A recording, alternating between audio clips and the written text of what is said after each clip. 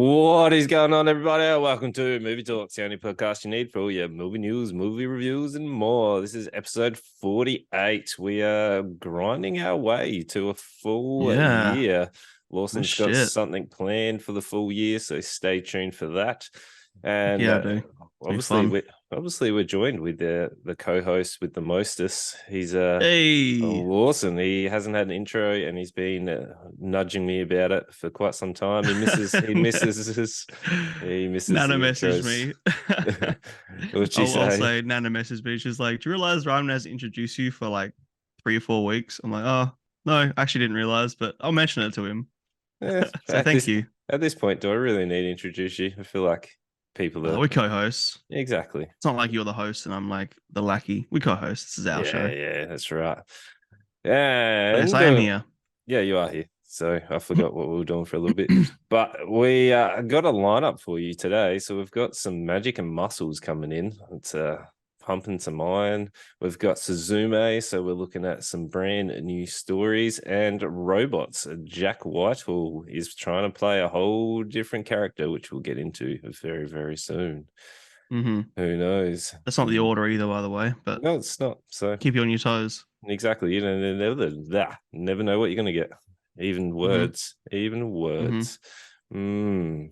So, especially words. We mix them up. It's all good. No one needs to know. But let's do our movie news intro. Can you sing us in the sea shanty tone? Sea shanty. I literally can't think of a sea shanty tune right now, top of my head. Wellerman. How's it go? Just give me the tune. I really can't remember, honestly. Wellerman.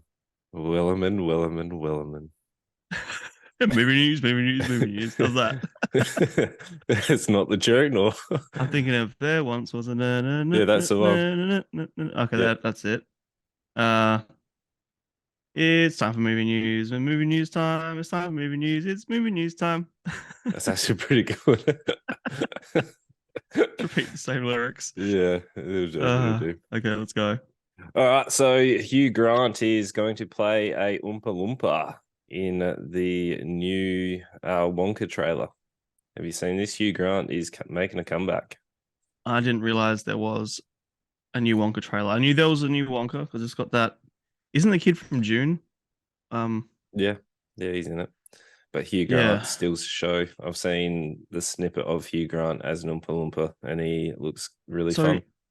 Is he an Oompa Loompa? Yeah, is he all of them? Well, I don't know. We've only seen one. So unless he's playing every Oompa Loompa. And he's little? Like, have they used like CGI to make him little, or is he? Yeah, he's orange, green hair, and small. Okay. So, yeah. Sure. So, he looks. It's a story that I don't think anyone has asked for another remake of that movie. Nope. I don't know why they keep going to remakes. Is it just because it's easy and they're like, oh, we can just remake it? Yes, and it's guaranteed to people know what it is. Like it's not like they've got to try and sell the story as soon as you have the name attached. Everyone's like, oh, I know what that is. I'll go watch that. Okay, fair. Well, that's dumb. Yeah. Well, your favorite franchise, DC, is the new Blue Beetle trailer promises action. Blue Beetle! Angus. We're definitely watching this when it comes out. Good. After all the hype. Oh yeah. After all our conversations around it. I feel There's a new trailer, is there? Yeah. Well, it promises. Did you watch it? No, not yet. It's promising a lot of action though. But I mean, of course they are. Another action franchise is Deadpool 3. That's the other bloke that wears a red suit. Hugh Jackman is wearing the yellow Wolverine suit. Yeah, I did see that screenshot. Yeah. Fuck yeah. Also, guess who else is making a return? Another Marvel character from back in the heyday is related. Jennifer Gardner is returning as Elektra in Deadpool 3 as well. Oh wow. Like old Elektra. Yeah. Because she is not young. No, but she's not old, but how old is she? I don't know. I remember her in Alias, and I actually watched the first episode again recently because it was on Disney Plus. I remember her from I watched Alias as well. Suddenly 30. Yep. I watched a couple times as a kid. I had that on DVD. Yeah, I like her. 1972. So she's like what, 20 years older than us. So she's in her 50s, 51. Yep. All right. Sure. Yeah, we'll Yep. see. Yep. And then there is Napoleon trailer sends Joaquin Phoenix to war in Ridley Scott's epic historian Yeah. piece. That looks really fucking cool. Yeah. I've been watching a few trailers and bits and pieces of that. Well, Joaquin Phoenix doesn't really throw his name just to anything.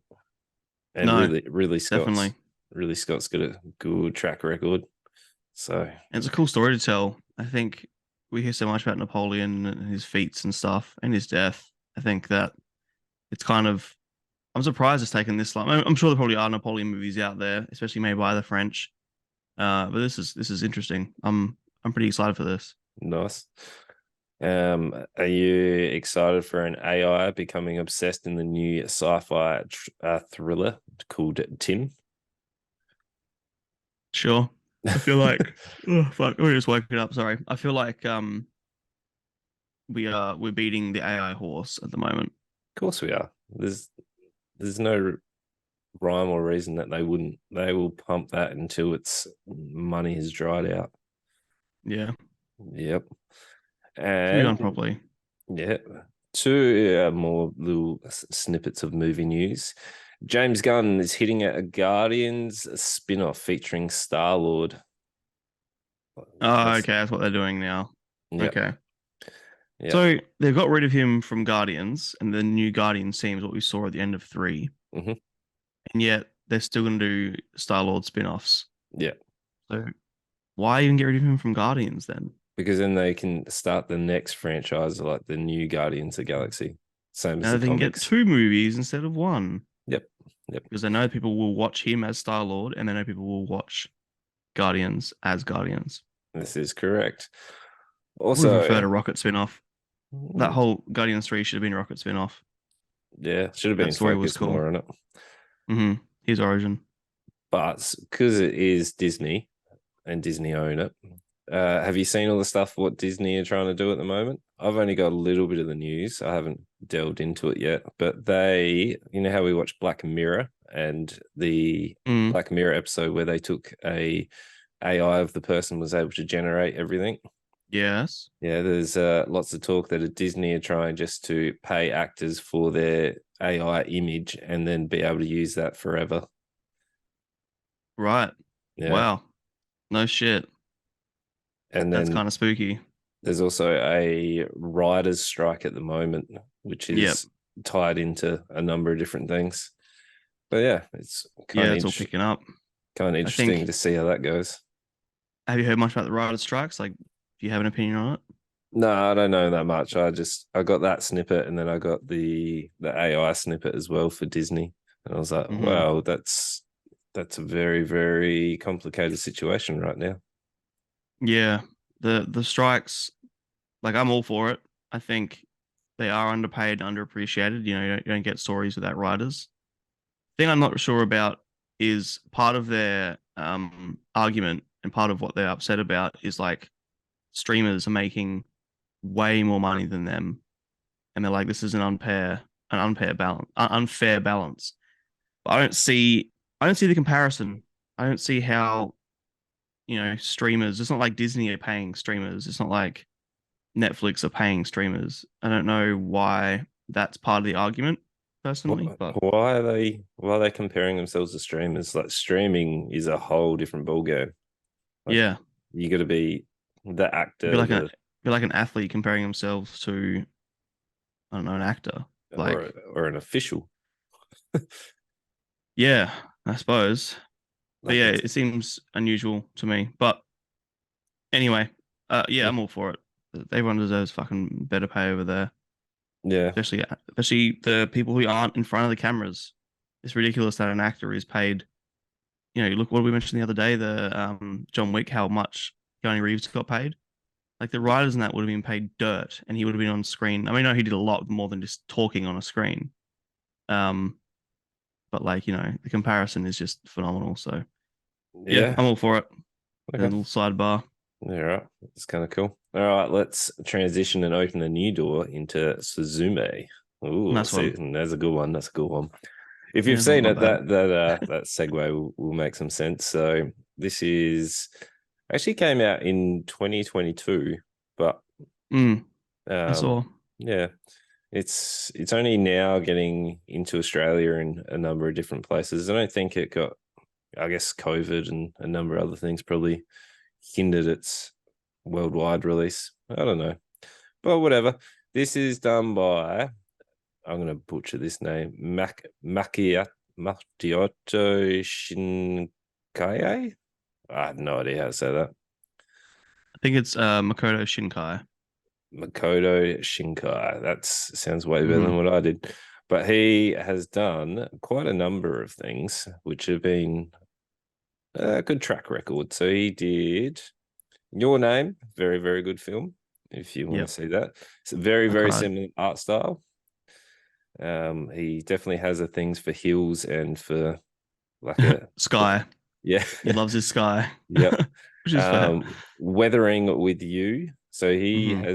he was the writer and also the director for this. Hmm. And let me just switch to his directing tab. What do you Garden of do? Words. I've heard it's pretty good. Yeah, I haven't seen that. Crossroads is a short. Children Who Chase Lost Voices. Hmm. 5 centimeters per second. Apparently, that got really good reviews. Sure. And She and Her Cat. So he's got a thing for cats as well. Cats make an Hmm. appearance.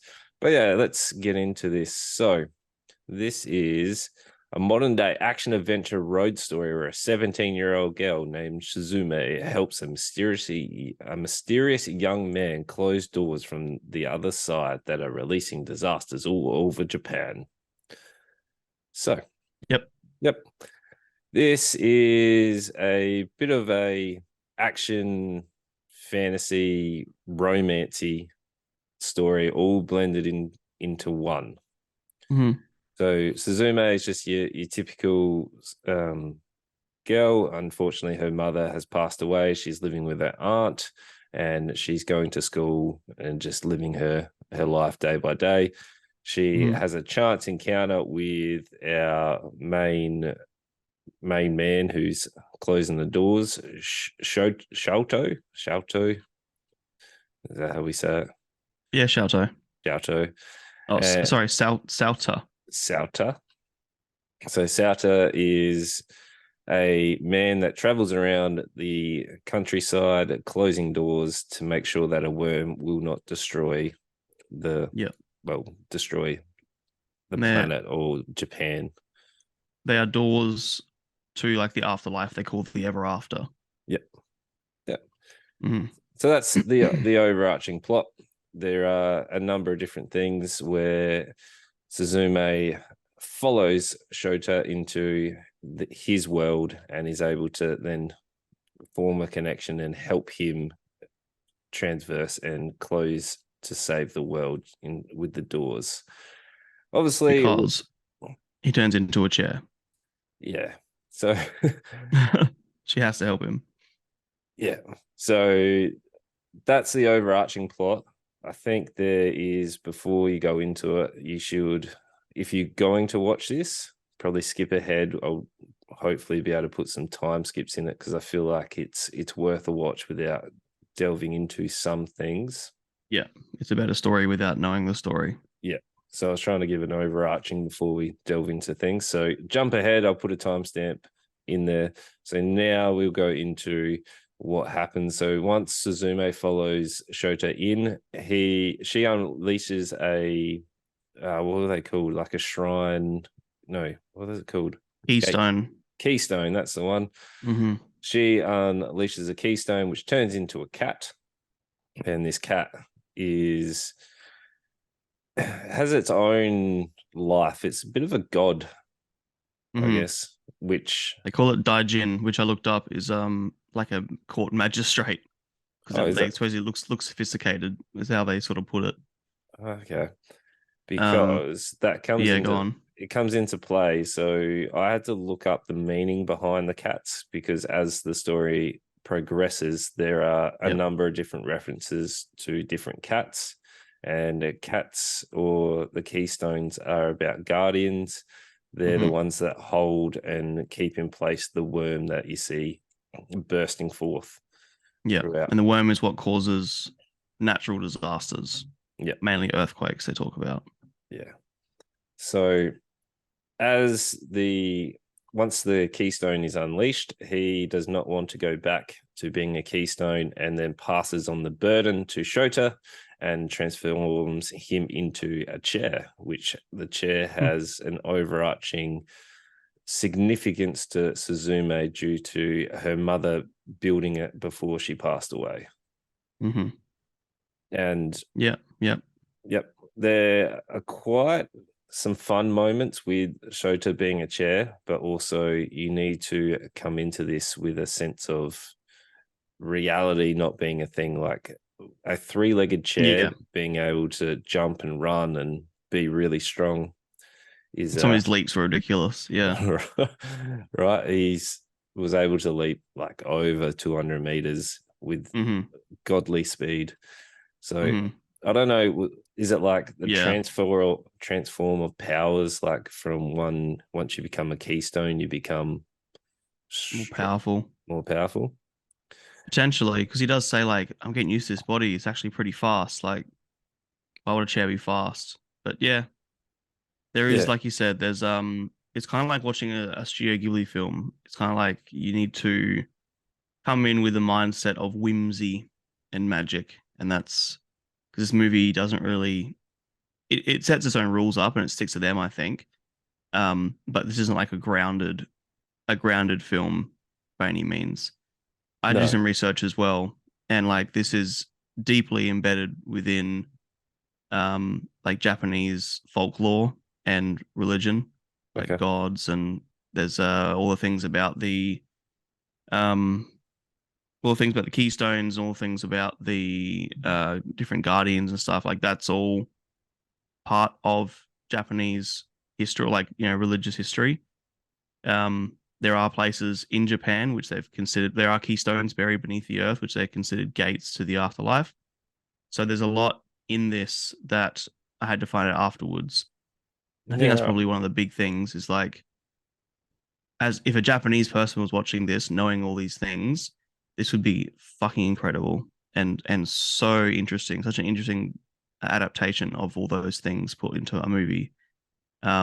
But for us, it's a little bit lost in translation at times. Oh yeah, especially towards the end, I got real confused with there was Hmm. with the Keystone cat, and then you've got another cat that appears which actually possessed the aunt and allowed her to I guess speak her mind about the burden of taking on Hmm. her niece. Yeah. The I had a great time from act one to act two. And then there's a moment where I was like, okay, if they left it here, I actually wouldn't mind it. Like I've had a really good time because there is a little bit of I found a pacing issue from the start of Act Three where they're in the road trip.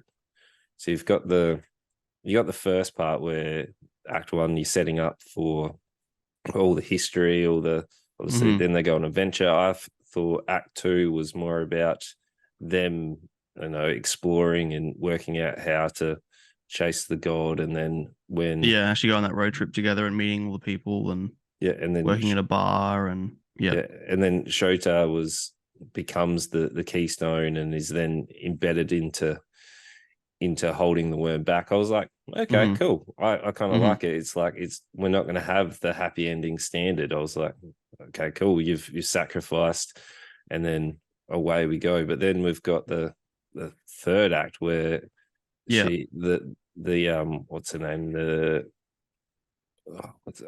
aunt is coming on a road trip, and then the friend Hmm. is there, and then it felt I don't know. It took me out of it because I was like, oh, I kind of liked that. A little. the god was able to pass on a burden, and like it was because it's a cat or it doesn't have the same morals as a human would, to be like, nah, I don't want to. I want to be free and spend some time with this girl, Yeah. rather than this is my godly duty. I kind of liked it. I was like, oh, that's where you're gonna put it? But then we get a whole nother act where it's like setting up for Mhm. the happy ending, which Yeah. was that. That's always sort of the fear of an Act 2 climax, is like the pacing after that Act 2 climax, because it does. You're right. Like we step away from the story we've been following almost into a new story. It becomes like they're not there to close doors anymore. Like we always have to reset our minds a little bit. And like straight away, yeah, I do agree with that. Um, it didn't necessarily like take me out of it, but I was definitely a little less engaged from that point. I watched this like last night after a big day. I sort of fell asleep. I had to rewatch the ending because I fell asleep. Um, but yeah, I think yeah, we'll continue the story and then I'll talk about some of the things that I liked or didn't like. Yep. Okay, yeah. So after Shoto becomes the keystone, is holding the worm in place. The aunt, the friend that we meet, which is Shoto's friend, he's studying to be a teacher and is a bit of a goofball. Mm. And then they're on a road trip to where Suzume lost her mother, because there's a door there to the never after, and never region. I don't know what it's called. Ever after. Like Ever happily after. ever after. I guess never, never reaches. Nether regions. Probably not the right one. Yeah, That probably not. that The changes. door to the nether regions. That changes the whole meaning of the A little film. bit. Just but open the door and they're just like slapped in the face with nether regions. but Anyway. as we go on, we have to find this door. We get some backstory. We've got Suzume like doing odd jobs back further on, but we're jumping around a little bit. And we're introduced to the other keystone, which somehow got free by itself. I thought, we only ever saw one keystone be released, but we're introduced to the other keystone, which is like a yin and a yang. It's like a bigger Yeah. black cat. And then away they go through the door to save Suzume and them to re-become keystones. And then we get our Mm-hmm. happily ever after. Suzumi stabs a cat in the head. Yeah. Um, and then we get this. So yeah, basically, yeah, she resets the two cats as the keystones to protect the world from worms.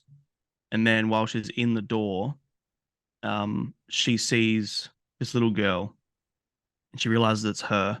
Because during the film, and like the first opening shot is her as a little girl after the earthquake that killed her mum. And she's like wandering through this world, but with the beautiful sky that I have behind me, looking for her mum. And we find out over time that somehow she's exploring the ever after. So we assume that as the story continues, we see more of that world. She has like dreams, flashbacks and whatever.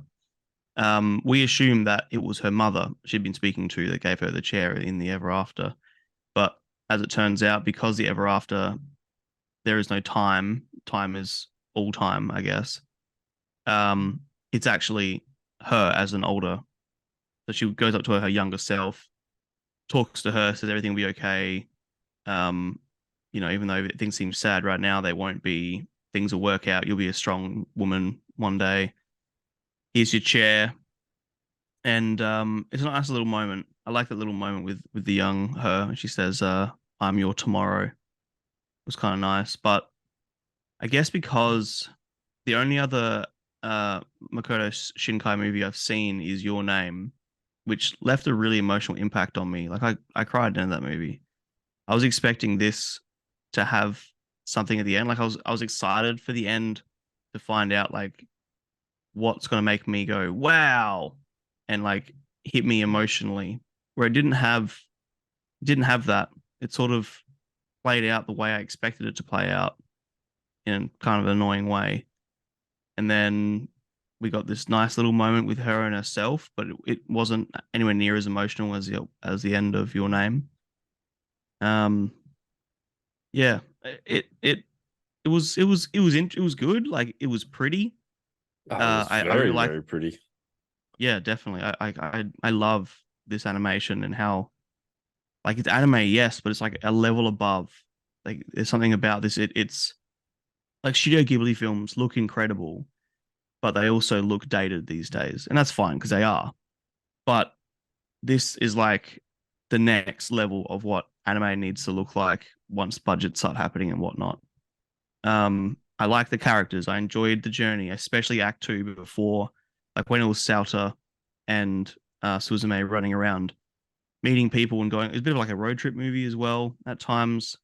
Um, I like those moments, but like you said, after the second act climax, it does sort of teeter down a little bit. Like, yes, it ramps back up, but that was the moment I was like, okay, this isn't as fun as it was in the first and second act. Um, yeah, it was still good, but I think, like I said before, I think you'd get a lot more out of this if you were a Japanese person or if you knew a lot about Japanese folklore and religious history, and if you knew about the keystones and stuff. Because the information, I watched a video afterwards talking about, or like on YouTube, I went and found a video talking about the comparisons between this story and those real life tales, and I learned so much more and appreciate the movie so much more.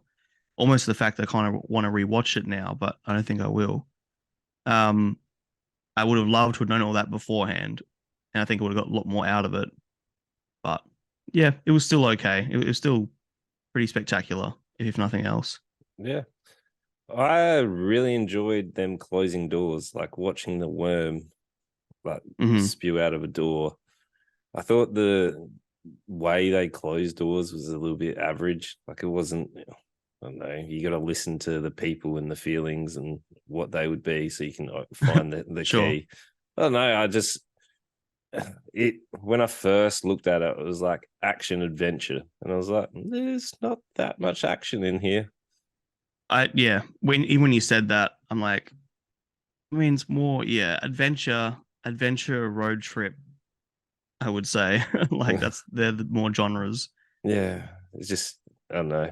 I don't know. My I guess preference for anime is more about action than anything, as we know. Where Did if you you're like gonna, Your Name? I did like Your Name, but again, it didn't have the massive emotional thing that it had with you. Like it was good. I just Fair. didn't get the big emotional payoff. But I'm an action man. We Yes, don't you are. we don't we don't deal with sad feelings. We're all about, we're all about charging forward and We deal with our emotions by bumpers. blowing stuff up. Yeah, we do. That's where we put our emotions. They trigger they trigger the explosions. But That's yeah, what I was looking forward to in this. I didn't get it. no. Yep. I would like to see old mate with his next piece. I would like to see him go away from a sky and a hill. I would like to see a different landscape. That's Japan though. Yeah, but I would like to see him take on a different landscape. Because there was one point where they're like, we're going to Tokyo and we got like a couple of seconds of like inner city. Like I want to see if he can get his like art style across in a different environment rather than Okay. just a coastal town or a Rolling country hills. a countryside. Like, I just want to see if he can get across that as well. Who Okay. knows? Who knows? I mean, I mean, I haven't watched his full. He might have a movie about that, or that is set in more city and stuff. I actually have not watched enough of his library. no. So yeah, it was pretty. What would you give it though? I'm really on the fence. I think knowing all the folklore stuff made me like it more, and then it's like maybe a three. But when I finished it, I'm like, like a two and a half. Like it's visually spectacular, and there are some really interesting themes and some really interesting um how do I describe it? There's some really interesting sort of moments between characters, and there are some moments I really, really enjoyed, but I didn't get much out of it. I didn't get much out of it personally. So I'll give it a 3 because I think it's worth watching. I would recommend it to people. It's just for the visuals alone almost. Um, but it's hard to fully appreciate without being part of the culture. Okay. Okay. 3. Yeah. Um, I don't know how I've scaled this, but up until the end of Act Two, it's a 4. Like I had a really Yep. good time with it. I was really enjoying it. Act Mhm. Three let me down. I didn't really enjoy Act Three. I did like the massive spectacle of the two cats and Shota and Suzume flying in and stabbing the worm. But unfortunately, that whole segment of them like in the car with the aunt and With that, the mom and sorry, yeah, aunt, yeah, yeah, and I the just friend, random friend. yeah, it just really brought it down. So up until Act Two, end of Act Two, 4, that whole road trip brings it down a whole point. So it's a 3. It's a 3 for me. Yeah, I think that's fair. Yeah. So it's definitely worth a watch. It's if you want the emotional feeling stuff, watch Your Name. Otherwise, if you want a different ride with the same sort of set pieces, but with a more religious tropes stuff, folklore. If you know folklore of Folklore. Japan, get in there. Mm. You'll love it. So yeah. Yeah, I've heard people who, because the video I watched, the guy was Japanese, Ah, and he was like so excited about this and was talking like so deeply about how this is all embedded in his like education almost. ah, yeah, And that's really fucking cool. yeah. I mean, that's cool. It's just unfortunately it didn't translate Yeah. across.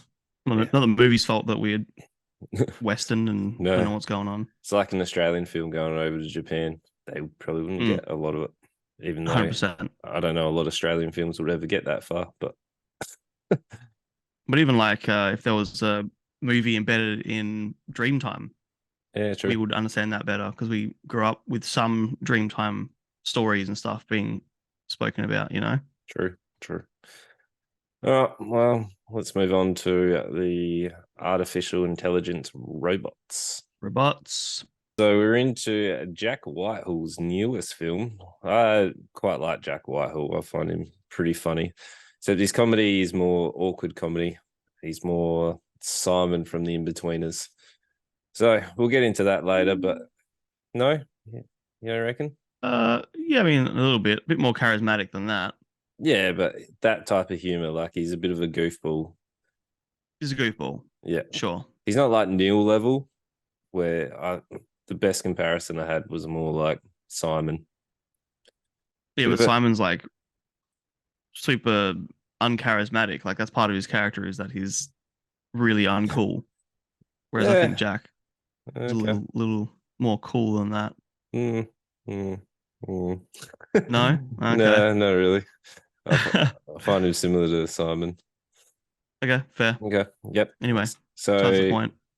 this one is on Amazon Prime. It's Amazon Hmm. Prime Video's newest one. Charles is a womanizer while Elaine is a gold digger. The duo learn humanity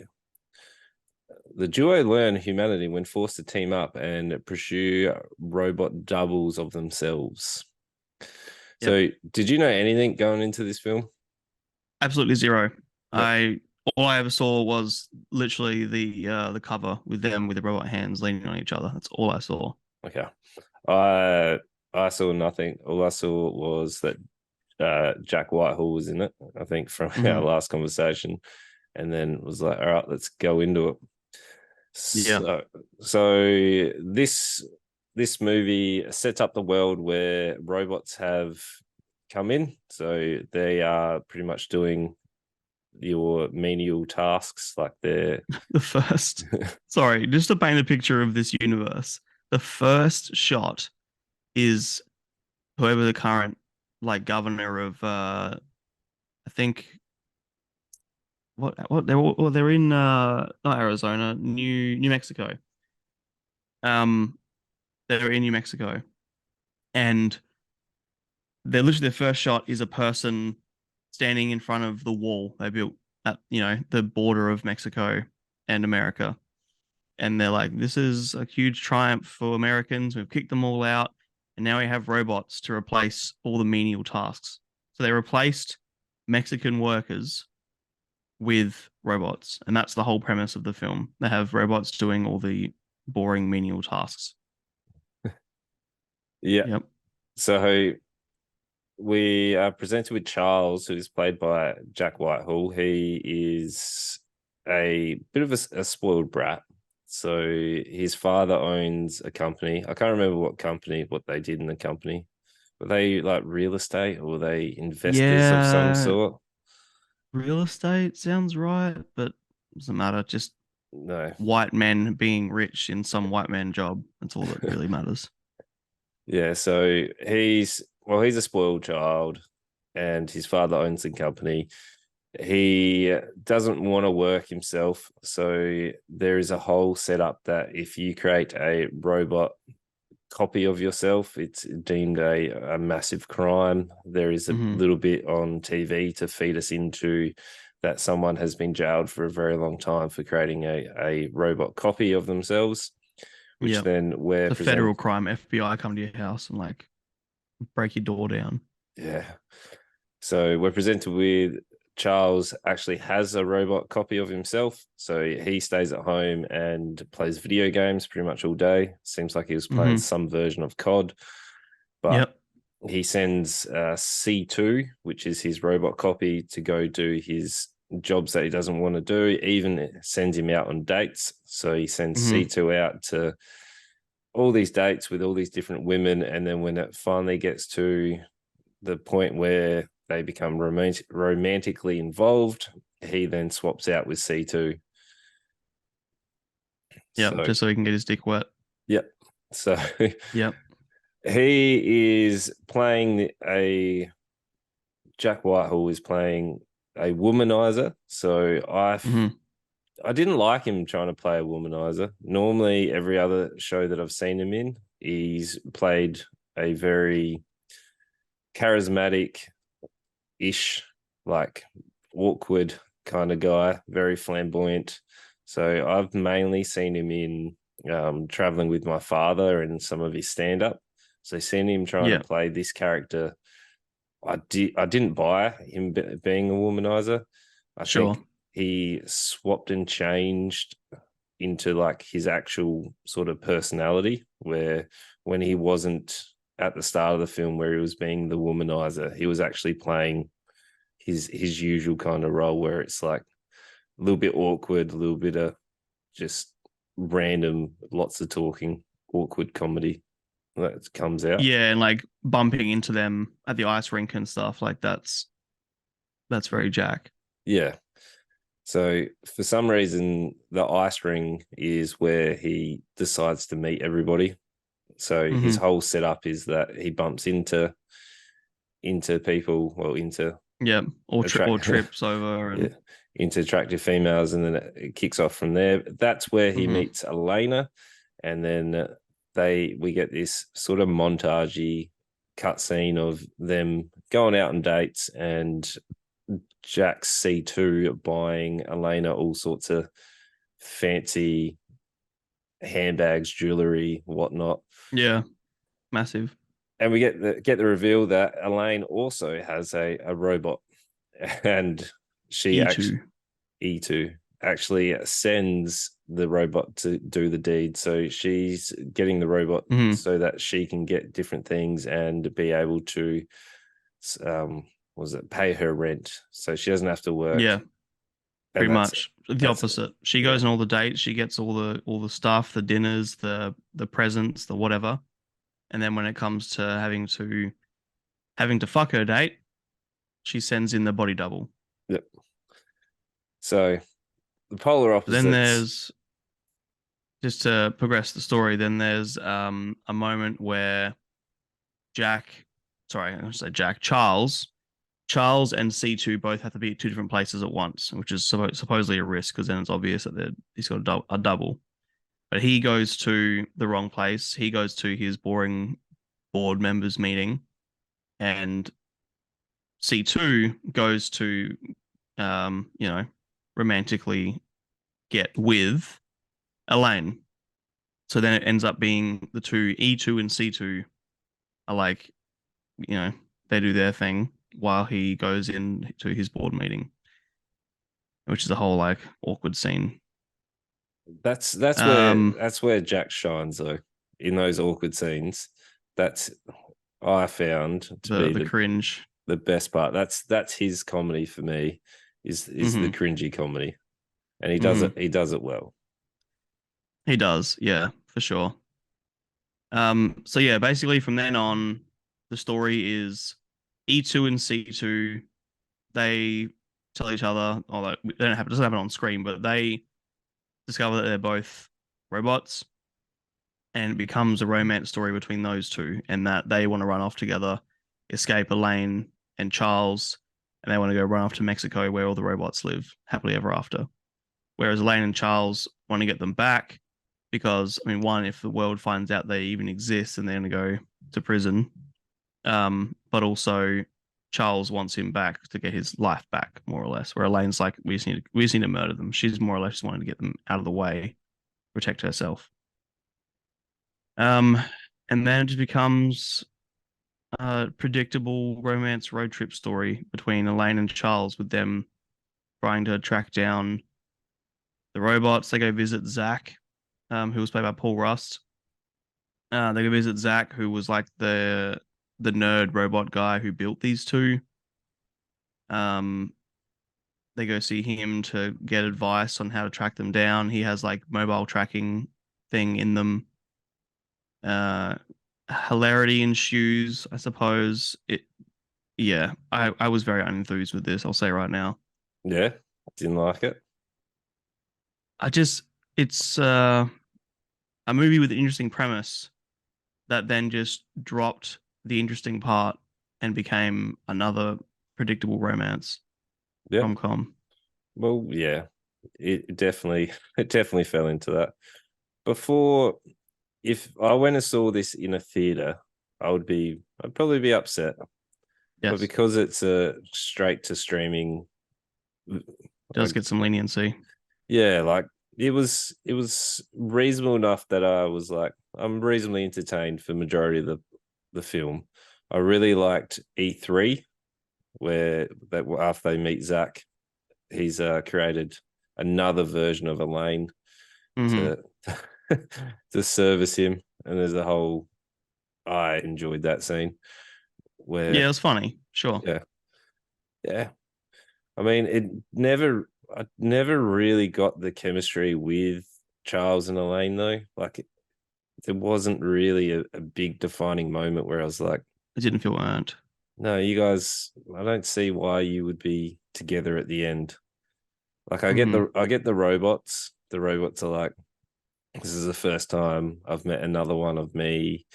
Yeah, Like, we're in the same similar situation. Like, I understand that, but I don't definitely. understand the human Charles and Elaine getting together.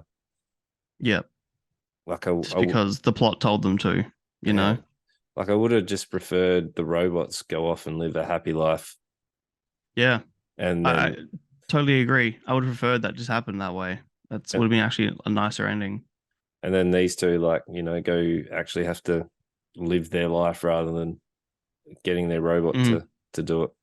Like, that to yeah, me would have been a better ending than what we got, where it was like everyone got a happy ending. it really was. It just became, I wrote in my notes, this feels like a boring Black Mirror episode. Like it has the elements of Black Mirror with like, the AI robots and being able to use body doubles and that sort of stuff. But then what makes Black Mirror so fantastic in my eyes is the willingness to take risks and have endings that aren't necessarily happy endings, like have some tragedy because that's more realistic. Yeah, like you said, Elaine and Charles getting together in this movie just felt forced. I did give a shit about their relationship. I didn't want it to work out for them because they both sucked in their own ways. And yeah, yeah, it was just became a hallmark shitty rom com, and that's not what I don't enjoy shitty rom coms. Yeah, so that's it's what would you give it though? Like if you were because it is straight to streaming, do you give it some Yeah, leniency or do you go there's some leniency, but I still wouldn't recommend it to people. no? If people are looking for a romantic comedy, I'd recommend we watched last week, the No Hard Feelings. Not that it was necessarily romance, but I recommend that over this 1,000 times. Well, This yeah. was Yeah. very basic in its writing, in its presentation, in its acting. I didn't think Shailene Woodley was that bad an actor, but she's not great in this. Yeah, I Um, don't think both of them that role is suited for them. I just don't see them as that type of character. yeah. There's a mass shooting moment where we think the robots, because the robots are trying to stop Charles and Elaine from following them. And there's a part where they're like, you better go south of the border. And they run into a building with guns. And you think that they've killed a bunch of people. I'm like, I wrote my notes like, wow, okay. I didn't expect a mass shooting. I'm intrigued in where they take it now, but it was not real. It was just to scare them. And I was like, oh, go Yeah. figures, you know. Yeah. Like What would I give it? that could have been a I don't cooler know. ending if they like that mass shooting actually happened and it was like they framed them to then Yes. or they murdered them to, take their spot and then they lived happily ever after. But that could have Yeah. been Kill. That'd be awesome. Imagine like robots coming up, murder. Yeah, like you said, murdering Charles and Elaine and taking over their lives. And that being the way it ends, and that's the romance between the two robots, and that the two fucking dirtbag humans don't get to live. yeah, Yeah. could have been a cool one. For a movie that raises questions about like AI sentience and being able to when does a robot become a human sort of thing. Like it raised some questions about that, but then just to throw that all out at the end, really, to give us the romance between the between the humans because they matter more. I don't know how to rate this because, like you said before, I didn't necessarily hate the movie. I just switched my brain off. Like I just sort of just watched it. I didn't enjoy it. Um, like a 1.5. Okay. Okay. Yeah, Yeah. for me. I didn't not like it that much. Like I still had a reasonable time with it. Would I watch this again? No. If I was going to watch a Mm-mm. rom com, what would I watch? I'd watch No Hard Feelings, Friends with Benefits, No Strings Attached, like those Getting Sarah ones. Marshall. Yeah, those ones are far beyond this. But I Love You, Man. yeah, Kind of a rom com, but not really a rom kinda. com. It's like a friend rom com. Yeah, like I'd watch those before. I'd never watch this again. But Yeah, would I say, exactly. if you're looking for, I don't know, a cheesy movie to watch that, you can sit down on a random Friday night, have a few laughs with your significant other, give it a go. Jack Whitehall's Yeah. got some funny moments. I don't know. It's a tentative 2.53. Okay. Yeah, because it is streaming service. Like, if you had to go pay a silly ticket price of like 18-20 bucks and you saw this, Yeah. Wasteful. no way. Then it would be like a No, one. totally. But because it's bundled in on a already streaming service, I think three. Suppose. I think three. I suppose. And the streaming service, Amazon's like $7.99 a month or something. So and Sure. you get free shipping. So three. I'm giving it a three. Yeah. Yeah, It's another mid-budget, low-risk movie that they're just pumping out of streaming services right now. yeah. I mean, it's better than some of the Netflix ones I've seen. Some of them have been, Yeah. some of them have Look, been I didn't hate it. shocking. It was hard to rate because I didn't dislike it.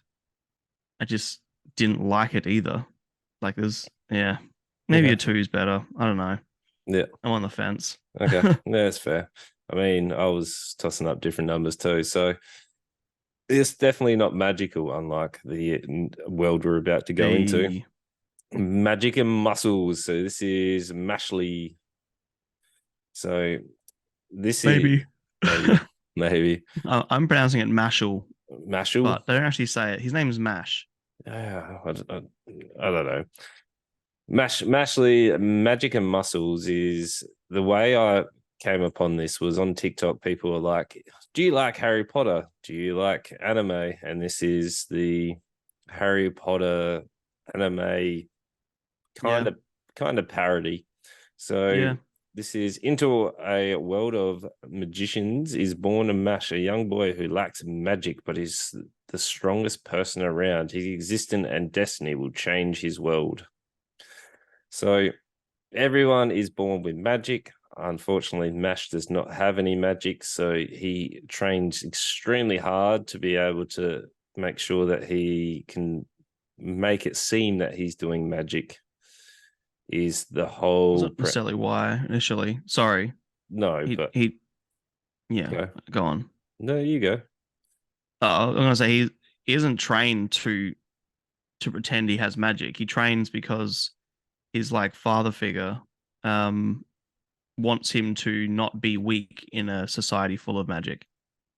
Yeah, but I don't know. Overall, it turns out that all this training Yes, helps him works to, in his favor, of yeah, course.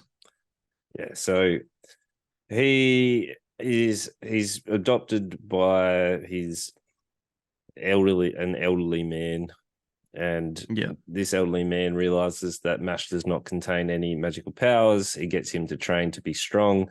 Mash has a weird addiction with cream puffs for some yep, reason. I don't know. I think that was meant to be a comical thing, but it came off yep. weird to me that he liked cream puffs that much. Yeah, It's just kind of like how Naruto likes ramen, I guess. Like they gotta have yeah. It is. It very much is. it's gotta have something. So he is out in the world because well into the city because the cream puff store has a special, like they're making a special cream puff. That's why he goes into town. He runs into the magical police. They work out that he doesn't possess magical powers and track him. And then they track him to the grandfather, which then kicks off a whole confrontation. And then Hmm. because Mash is so strong with his training, he's able to overpower the magical police who are Yeah, corrupt themselves. So they make a yeah. The deal. cops like blasting these like super powerful like attacks that he killed a dragon with, and Mash is just like like slapping him away like Dragon Ball Z style. Yeah, Like, oh fuck. he's like That scene was ridiculous. cool. He's like ridiculously overpowered. Where Yes. I think it needs to be. So if you're running with this like over the top sort of character, like for him to be able to compete, it has to be over the top. I think if you're going into that parody comedy realm, which I don't know that they necessarily are because it's listed as an action adventure rather than a comedy. Yeah, but it's still an action adventure anime aimed at like teenagers. It's got to have some comedy in it. Yeah. It reminded me a lot of One Punch Man. So like One Punch Man is so Yeah, overly the top, like yeah, powerful. that's fair. Like I couldn't help but make comparisons with One Punch Hmm. and Mash. So Fair. like it's just Mash has hair where what's his name? One Punch Man does not. Hmm. But once he Sure. gets That's once that's the only difference. yeah, once he gets into the magical school, I struggled with the first episode until the actual what's it called, the scene where he's having a fight with the magical police. But Yeah, once he got that's fair. into the actual wizarding school, I really enjoyed it. I liked seeing how you get your standard tropes of like how they get in. Like they got some trials where they have to. There's your like student who's like the prodigal student who's like, I'm Hmm. gonna get rid of all these people. You have to do a magical spell to be able to decode it. But because he's like so intimidating, he intimidates the writing. He Into intimidates the writing to straighten up. Yeah, that one was dumb to me. I laughed at that one. I actually thought that was pretty funny. That's But when I realized, like, okay, I've got to throw out any idea of um fairness and realism to this character. Like they've just stepped into the realm of ridiculousness, and that's okay. Like this is the fantasy world with magic and people who can run so fast, the blink of an eye sort of thing, just through training. So like the fact that he can intimidate letters on a page, then sure. But that was definitely the moment I'm like, okay, this is a little different than I was anticipating. Yeah. So I really enjoyed seeing all those standard like Harry Potter, like magical world kind of tropes where you got to like fly Hmm. on a broomstick. You got to do all the different like potions and the spell classes. I really liked how they got around it. So like the whole training on a broomstick where he threw it and then jumped so quick that Yep, he got on it. Like I was like, how are they going to get around this? I know. And like It's yeah, they even have like a running gag where because he was so impressive with the run and the jump on the broomstick, he gets recruited to go into like pretty much Quidditch. Quidditch. He's like, Yeah, I can't fly. yep. No shit, and just sitting on the ground, everyone else is flying around. Yeah. I know. It is. It's really silly. Like it's. I didn't expect it to be as silly as it was. I suppose. Like I said, the moment that he could intimidate letters on a page, that was the moment that was like, okay, this is going to be more silly than it is like serious. But then there's some like there is tones of like with the whole being magical or not being magical. There's tones of like racism and like trying to wipe out like almost like some Nazi connotations when they're talking about having to eradicate the bad blood. So there is some weird like tone shifts because once he's in the school, the magic school or whatever, it's just this really silly comedy. And I don't know, it is unusual. It's I gotta say it's unlike any anime I've seen before. Yeah. It's very, very unique so far. But even it swaps into from silly to like super serious. So like when Hmm. he's one of the teachers and there's a kid being bullied, he like flips a switch and like will stand up Yes. for the kid, and even to the He, point where it was like this really sort of powerful moment where you get to see some of his morals, and then one of the teachers is like, how dare you, and he just does a like jumping flying knee into the face, where it went from this serious moment of him like standing up for this kid being bullied to the point where is in that silliness where he's just kneed the teacher in the face. legit, legit. And that's my biggest thing. And this is me being me. This isn't anything to do with the show. This is just me and my values. It's unfair how he's being treated. It he shouldn't be in a magic school if he's constantly proving that he doesn't have magical abilities. And I know he's doing what he should be doing and he's succeeding, but like he's still proving he doesn't have any magic, and that's the whole point.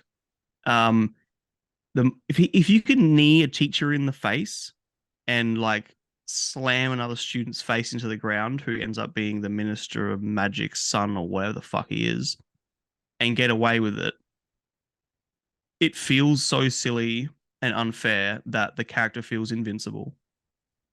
Not necessarily at like a power level invincible. We see that all the time in anime, but in like a untouchable invincible. Yeah. And that took me out of it a little bit because I'm like, well, nothing he does is ever going to have any consequences. If he can get away with that shit, he can get away with fucking anything. Yeah, I don't know. That's why I thought it was like a parody to begin with. Like it has to Yeah. have some form of parody. Like I wasn't going into this thinking this is going to be the next like Naruto, Bleach, or like Dragon Ball Z, where it's here's a bad Accurate. guy. Let's train. Let's have a serious tone to be able to overcome this. So Hmm. like I didn't mind it. I kind of like you can have a series where you can just pick up and be like, we'll have some cool moments and some fun. Like it's not one of those Yes. you have to pay attention to the entire arc to be able to be like, oh, that's such an incredible character development or like moment with a villain. It was just here's a situation he's in. Let's see. Just dumb fun. Yeah. Yeah. I Which agree. But then don't try and do both. Don't try yeah. and give us these really serious moments with like some really serious undertones But apparently amongst. there's another series. I think it's a really long running one, which is I think it's called Ginta, which is like they parody pretty much every anime. It's like there's moments where it parodies Naruto, Bleach, like Dragon Okay, Ball, and it's like it's designed very similar to this type of show where it's like just dumb, silly fun, but serious tone shifts. sure. Okay, Yeah. yeah. I didn't mind it. It was fun. My first and pretty much my only note, two notes. First one was I'm already against this because it's robbing me of Ted Lasso time. I started Ted Lasso during the week, and I don't want to watch anything but that right now. I'll finish it in the next couple of days. It's fun. That's not anything on this. That's just a funny note. I didn't also understand his intelligence. Like, is he meant to be as dumb as a toddler? Like the guy doesn't understand doors. It's like a running joke that he every door he walks up to, he's like, I don't know where there's a push or a pull, so I'll just break it. And like he comes across really, really dumb, but is he meant to be? Is that Well, just part of the comedy? he was raised up in the woods, like out because he wasn't allowed to be in society due to not having Yep. magical powers. So it kind of makes sense. Kind Socially of. dumb, Yeah. but there are doors there, as we saw. The place that he lives has a door, and he opened that door every day. Did he not ever learn how to open a door? Is my thing. Maybe Like, not. Yeah, I don't know. yeah, I don't know. It's just cheap comedy. It's like he's meant to be. They throw in little comedy moments like that of him breaking a door whenever they sort of feel like it. But like, yeah, like we said, it's not like you've said quite well. And I think you've changed my opinion a little bit of it because of what you said. This isn't meant to be a serious anime with serious tones and serious characters. It's meant to be just goofy and funny and definitely like a comedy parody of like Harry Potter. And what if there was a guy in Harry Potter world who wasn't magical? He was just muscles, and that's what this is. And yeah, with that lens on, it is fun, and I actually am a bit more excited to watch more than I was thinking about that way. I like that. Once Ted Lasso's done. I'll finish Ted Lasso. I think I'll Yeah, finish that probably tomorrow, today. We'll see. yeah, right. Crazy. What would you give Magic and Muscles then? Yeah, as I've said every time we review anime, I don't think I'm the right person to give anime a proper score because I don't have a huge history with it. Like not deep history. Um, but did I enjoy it? Would I watch more? I recommend it to the right person. I think if you're a bit younger than us, probably even like teenager, 20s, this would be probably more up your alley. If you're a Harry Potter fan, probably more up your alley as well because there's a lot of like little nods to Harry Potter. Um, but if you're looking for something serious and something a bit heavy, then this is not for you at all. You got to turn that brain off. I'd still give it a 3. I'd still recommend it to the right people Yeah. Yeah. for sure. Yeah. I enjoyed it. Like I had quite a good time with it once episode 1 was done. I felt Hmm. the introduction was slow. I was like, oh, okay, this is what I'm in for. But I really like seeing him fight against all the magic users. I like the little nods and ways they get around him not having powers and Yeah. them, like just the flying a broomstick and all that. Like it'll be a show that I've got a spare 20 minutes, I'll chuck on, or if I need something, if I want something on, I'll chuck it on. Like I don't have to pay that much attention to it. It's not Yeah, like it's fair. it's not like One Piece or Naruto or Bleach where I want to pay attention. I want to connect with the characters and see them overcome whatever is the next strongest villain that they need to overcome. Like it's not one of those ones. It's just I'll jump it on, we'll chuck it on, see how we overcome something. Like Hmm. I had a reasonable time. It's like a 3.5. If you liked One Punch Man with that sort of type of comedy, you're gonna have a pretty good time with this one. That's fair. It's a good comparison, actually. Yeah. Because it took me a little bit to get into One Punch Man as well. Like it was similar where he was just Like a board one punch. yeah, it does get better. Like he actually gets some things he has to fight and overcome, but it's just with that super overpowered character, it's like you gotta sort of switch off and realize that Yeah. they're gonna come in and wreck everything. Exactly. It's not about trying to watch it for like them overcoming adversity or them trying to prove they're the strongest. It's just like it's just dumb fun in the end. Yeah. Yeah.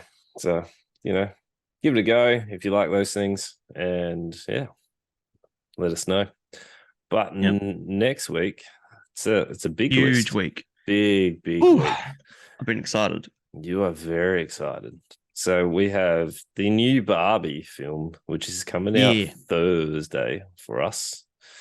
And then we've got Oppenheimer, where Oppenheimer, what did I send you yesterday? Some cinemas had to install Mm, new projector reels because mm. Oppenheimer's what's it, actual reel is too big for your standard Yeah. projectors. The IMAX one anyway. Yeah. The Yeah, IMAX reel's enormous. that's crazy. Imagine that. Imagine they're like, "Hey, here's a film coming. You need to invest in a new Yep. a new Got to projector." build around it. Yeah, Well, if they want to show it, that is. yeah, I One of know. my students is going to Melbourne to watch it in the IMAX there. Like he's going to Melbourne just to watch it in IMAX theater. Wow. Okay. Pretty Obviously, incredible. I'm jealous. parents are parents are into it then too. Can't believe Yeah, for that sure. they wouldn't just be saying it's like, "Hey, mum, dad, I'm going to Melbourne to watch this movie." No, his dad's super into it because they watched Interstellar. Was that his? Yeah, they watched that in that when they went to England last year in IMAX, and they're like, we have to watch Oppenheimer in IMAX now because it's like the only good way of watching it. They reckon. I'm like, well, fuck, all right. Okay. Hey, if you got the time and the money, be my guest. That's an expensive trip, but sure, just to Yep, watch a film. sure. Sure. hmm And then we've got the Blackening as well. So, Blackening. Yep. yep. This And depending is on, should we say, depending on your week, depending on my we week. might So, watch Asteroid City instead. yeah, I've got a interesting week coming up. So, news to come, hopefully. So, hmm we'll see. And without further ado, we do ask you to tell your friends. Just see if Are you you've been friends? doing anything else, but just tell your friends. I'm live on Are you friends? YouTube every Monday at 7:45 and Kick as well, and then Tuesday and Thursday on Twitch. Let's see if you see you there. Also, if you want to follow a Wild Lawson appears, hit that up on Twitch. You'll be able to see him play some games, get some Wild rage. Lawson. Wild Lawson appeared. One word. Okay, I started streaming. Yesterday was yep. my big one, my first big one. So come along. Get Tell your keen. friends. Tell them all. Tell them all. One and You all. See you guys later. Bye. love yous.